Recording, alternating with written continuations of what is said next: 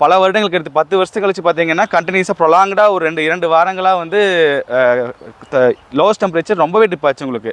ஒரு 18லேருந்து 16 டிகிரி வரைக்கும் நம்ம கோயம்புத்தூர் ரெக்கார்ட் ஆச்சு. அவுட்ஸ்கர்ட்ஸில் உங்களுக்கு நம்ம விவசாயம் செய்யக்கூடிய ஏரியாக்களில் பார்த்தீங்கன்னா திருப்பூர் அந்த மாதிரி ஈரோடு ஏரியாலாம் பார்த்தீங்கன்னா நல்லாவே டிப் ஆச்சு. இன்னுமே பார்த்தீங்கன்னா 12 டிகிரி 13 டிகிரி எல்லாமே டிப் ஆச்சு. திண்டுக்கல் பழனி சைட்லாம் பார்த்தீங்கன்னா 13 டிகிரிலாம் டிப் ஆச்சு. ஸோ அதை நம்ம பார்த்தோம். ஸோ வரும் நாட்களில் இன்றைக்கி 26ஆம் தேதியில் இருக்கிறோம். 2025 26ஆம் தேதியில் இருக்கிறோம். ஸோ இன்னிலிருந்து ஸ்லோவாக படிப்படியாக வந்து கொஞ்சம் டெம்பரேச்சர் லோவஸ்ட் டெம்பரேச்சர் வந்து கொஞ்சம் இன்க்ரீஸ் ஆக ஆரம்பிக்கும். அதுக்குரிய காரணம் பார்த்துட்டிங்கன்னா மேடன் ஜூலியன் ஆஸ்ட்ரேஷன் சொல்லுவாங்க, எம்ஜிஓன்னு சொல்லுவாங்க.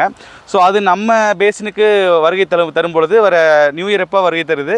ஸோ வரும்பொழுது நம்ம ஹை ப்ரெஷர் ஜோன்ஸ் எல்லாம் கொஞ்சம் வீக் ஆகி இந்த லோ ப்ரெஷர் நம்ம கீழே சதர்ன் ஹெமிஸ்பியரில் இருக்கிற லோ ப்ரெஷர்லாம் பார்த்திங்கன்னா கொஞ்சம் மேலே ஷிஃப்ட் ஆகி கொஞ்சம் நம்ம ஏரியாவுக்கு கொஞ்சம் அந்த வார்ம் மாய்ஸ்சரை வந்து வங்கக்கடலிருந்து நம்மளுக்கு கொண்டு வரும். ஸோ அதனால பார்த்தீங்கன்னா ஒரு 30ஆம் தேதியிலிருந்து உங்களுக்கு வந்து லோவஸ்ட் டெம்பரேச்சர்லாம் பார்த்தீங்கன்னா 20க்கு மேலே போயிடும். இப்போ அரௌண்ட் 17 18 அந்த மாதிரி ரேஞ்சில் இருக்குது. அடுத்த கப்பல் ஆஃப் டேஸ்க்கு அந்த மாதிரி இருக்கும். இதுக்கப்புறம் பார்த்துட்டிங்கன்னா 20ஆம் தேதிக்கு அப்புறம் வந்து 20 டிகிரிக்கு மேலே போயிடும். லோவஸ்ட் டெம்பரேச்சர் 20க்கு மேலே போயிடும். ஸோ ஈரோடு திருப்பூர் கோயம்புத்தூர்லாம் பார்த்தீங்கன்னா டெம்பரேச்சர் ஹையஸ்ட் வந்து 32க்கு மேலேயே போகிற பாசிபிலிட்டி இருக்குது. ஈரோடுலாம் வந்து 34க்கு மேலேயே போகிற பாசிபிலிட்டி இருக்குது.